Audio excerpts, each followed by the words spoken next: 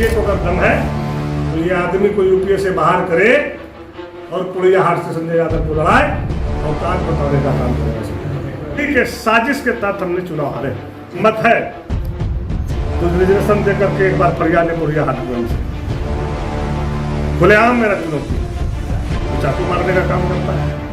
नमस्कार, मैं हेमचंद्र, आप देख रहे हैं सही बात। मौसम में मानसून के आगमन के साथ ही मौसम में तब्दीली आ गई है, तापमान में गिरावट आ गया है। लेकिन राजनीतिक क्षेत्र में अगर जिले की बात करें तो यहाँ जो है तापमान और बढ़ता ही जा रहा है। तापमान बढ़ने की वजह जिला परिषद का चेयरमैन और डिप्टी चेयरमैन के चुनाव के बाद का है। लग रहा था कि चुनाव के समय तक ही ये माजरा रहेगा, राजनीतिक दलों में टकराव रहेगा, लेकिन हकीकत इससे कुछ परे है।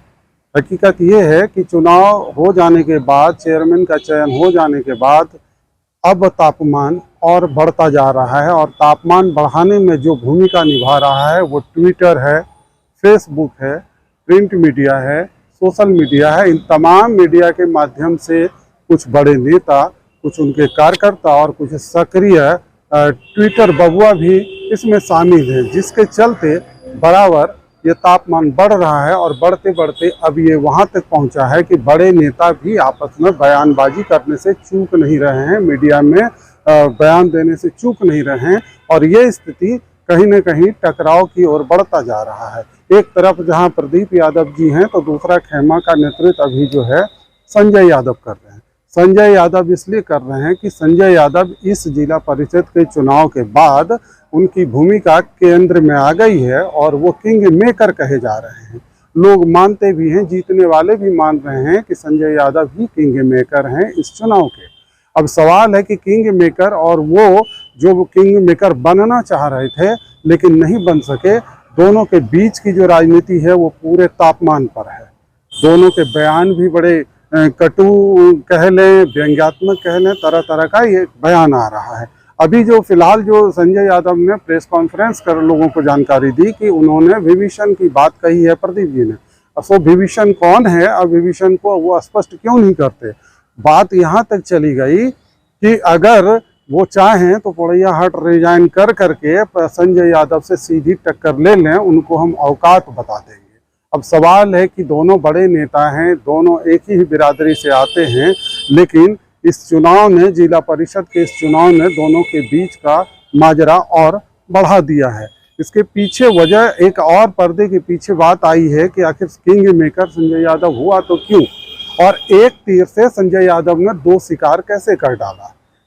बहुत कम लोगों को इसकी जानकारी होगी कि जहां एक तरफ संजय यादव अपने खेमे को लेकर के मजबूती दे रहे थे, कुछ दीपिका पांडे जी का समर्थन मिला, वो भी यूपीए फोल्डर से ही हैं, कांग्रेस की विधायिका हैं, अन्य लोग भी शामिल हैं, लेकिन दूसरी तरफ प्रदीप यादव ने अपने को फिसलते देखकर, सूत्रों के मुताबिक कहा जाता है कि जो जेएमएम के या मुख्यमंत्री के बेहद करीबी साहबगंज वाले पंकज मिश्रा जी हैं, उन्होंने भी इस जिला परिषद में, गोड्डा जिला परिषद के लिए, चेयरमैन के लिए उन्होंने भी अपनी शक्ति लगाई थी, उनसे मदद मांगी थी प्रदीप जी ने।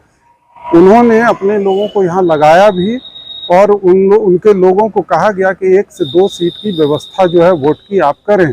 लेकिन तमाम कोशिशों के बावजूद भी पंकज मिश्रा भी यहाँ पे सफल नहीं हो पाए और प्रदीप जी तो फेल कर गए चेयरमैन के मामले को लेकर। अन्य मामलों की बात मैं नहीं कर रहा, लेकिन अब दो शिकार की बात इसलिए हुई कि पंकज मिश्रा से संजय यादव जी का हाल के दिनों में जो एक आंकड़ा है वो फिट नहीं बैठता है, और इसलिए वो अभी जो है प्रदीप जी जो है पंकज मिश्रा की तरफ हैं, और उन दोनों को इसमें मात खानी पड़ी। तो कह सकते हैं कि बिल्कुल ये किंग मेकर वाली भूमिका है।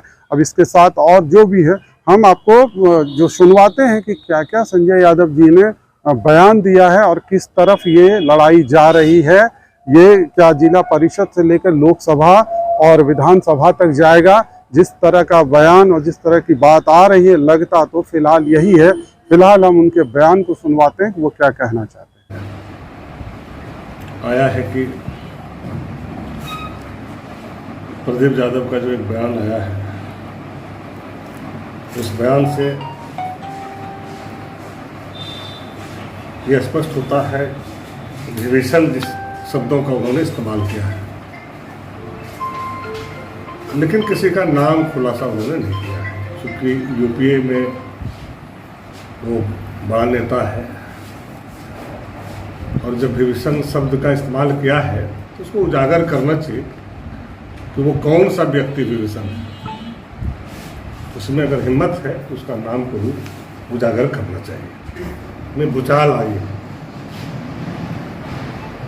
जो आप लोगों ने सुने होंगे, छक्का मारना क्या क्या बोल रहा था। हम लोग देख रहे थे भाई, उनका फोटो लगा करके मार बैठ पर बैठ छक्का मारे जा रहा था। और जिस तरह से नेट गुल हो गया, मुख्यालय में चेयरमैन उपाध्यक्ष में नेट गुल हो गया, ये कहीं से जो है न्याय संगत नहीं है। दूसरी बात है कि उनका चरित्र ही रहा है। देखिए, वो शुरू से आरएसएस में रहा, आप पहले से काम किया और वहाँ भी ढनमना करके बाबूलाल जी साहब प्रथम मुख्यमंत्री झारखंड का बाबूलाल जी बने और पार्टी बना करके बनाया जेबीएम का भी नेता बाबूलाल जी को सौंपा और जेबीएम को भी उन्होंने खा गया, धराशायी कर दिया। लास्ट में जेबीएम को विलय करना पड़ा बीजेपी में, कांग्रेस में, और कांग्रेस को भी धराशायी की ओर ले जा रहा है। डर तो हम लोग को ये है कि कांग्रेस को धराशायी करेगा कि यूपीए को धराशायी कर देगा, डर इस बात की है। आज भी वो बीजेपी की तरफ मजबूती से मुंह झांक रहे हैं कि कहीं हमको जगह मिले तो हम सट से घुस जाए। लेकिन गोड्डा का सांसद भी बहुत मजबूत है, वो कभी भी जो है उसको घुसने नहीं देगा। वो बैठा हुआ है गेटे पे, पीछे के दरवाजे पे गुड़गांठ लगाया है और आगे के दरवाजे पे अपने बैठ गया है में आके बीजेपी का भी धराशायी ना करे। इसलिए कि उसको बीजेपी में भी घुसने का जगह नेता से आग्रह पूर्वक कहना चाहेंगे कि ऐसे व्यक्ति से उससे सावधान रहना चाहिए। और जिन्होंने मुझे कहता है कि इसको जो है ढनारा पुल पार कर देने, शायद आप लोगों को पहले पता होगा, जब बीजेपी से ये मंत्री था और हमारी लड़ाई इनसे एक्ट होता था, उस समय भी यही कहता था कि पंजवारा पुल इस बार टपने नहीं देंगे। और उस समय भी जिला में धराशायी किए थे और पुड़ैया हाट में और पूरे जिला में प्रमुख बनाने का काम हमने किया था। राजनीतिक कद बढ़ता है, चूंकि हमारी है विश्वास है। एक आवाज में आप देखे होंगे कि 5वां बार हमने चुनाव यहाँ लड़ा गोड्डा विधानसभा में, और कभी भी मेरा वोट घटा नहीं। हर चुनाव में 15,000, 20,000, 25,000 वोट बढ़ा। इस चुनाव में तो 40,000 वोट मेरा बढ़ा और उन्हीं के साजिश के तहत हमने चुनाव हारे। उन्होंने हमारे पेट में घुस करके उन्होंने चाकू मारने का काम किया है। वो 3 पंचायत में जो हमारा सरोनी में खेल हुआ है, इनके जेबीएम के कार्यकर्ता ने जो है हमारे साथ धोखा किया, गठबंधन कर करके। आज सारे लोगों ने बोल रहा है, आप देखे होंगे यहाँ पे कैंडिडेट अभी हमारा जो है किंकर जी को बीजेपी घोषित कर दिए, जिनको हमने हमारी सरोज उपाध्यक्ष बना उनको बीजेपी घोषित किए उन्होंने। हम आपको बता दें, किंकर सिंह आज से नहीं 35 सालों से रिश्तेदारी है हम लोगों का। जब हम गोड्डा में लड़ने के लिए भी नहीं सोचे थे। इनका और रिश्तेदार मेरे पंचायत में है, शायद आप लोगों को नहीं पता होगा। और जब भी चुनाव होता है, किंकर सिंह ने अपने घर से रुपया खर्चा करके और अपना जो है बाउंड्री में हमारा कार्यकर्ता को 2550 जो बिहार से आता है उसको अपने घर में रख करके और आरजेडी को मदद करने का काम करता है। ऐसे लोगों को कहता है बीजेपी है। अब नया लड़का बच्चा है, बेटा है, वो कौन कहाँ जाता है नहीं जाता वो कौन जानता है। लेकिन आप लोगों ने कल से देखे होंगे कि कभी भी इनके कोई परिवार ने ये नहीं कहा कि बीजेपी से जीता है, ये जीत किसी का है।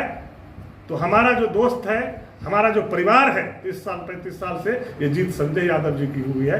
इनके परिवार ने भी बताया और किंकर जी ने भी बताया, जो आप लोग के चैनल से भी हम लोग सुन रहे हैं। इसलिए कि इनको किन्हीं पे विश्वास नहीं है।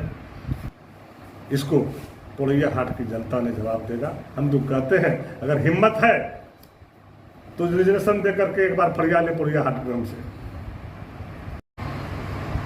खुलेआम मेरा चुनौती है। ऐसे में ऐसा नहीं लग रहा कि यूपीए टूट जाएगी करने के लिए लगा हुआ है। यूपीए का पार्ट है ही नहीं। आप देखे हो ना, तो कहे ना उसके खून में ईमानदारी नहीं लिखा हुआ है। ऐसा कैसे कर सकते हैं? यूपीए को कमजोर कर रहा है। कर ही रहा है। आपको नहीं लगा कि यहाँ पे यूपीए का कैंडिडेट था और हमने पहले से घोषणा कर दिया, फिर भी उनको हमने निमंत्रण दिया, खबर भेजवाया कि अभी भी कुछ बना बिगड़ाने हैं, अध्यक्ष आप दे दीजिए हमको, उपाध्यक्ष ले लीजिए या फिर बैठ के वार्ता कर लीजिए। अगर यूपीए की बात करते हैं तो वो बैठने के लिए भी तैयार नहीं हुआ, इसका भी पता लगा लीजिए। उसने भी तो यही कहा कि क्लियर कट था, ना कोई अध्यक्ष की लड़ाई था ना उपाध्यक्ष का, हम लोग का सीधा था, हम लोग सहमति से जो निर्णय लेगा विधायक जी ने, संजय यादव जी ने, किंकर जी का कहना था साहब, वो हम लोग मान लेंगे।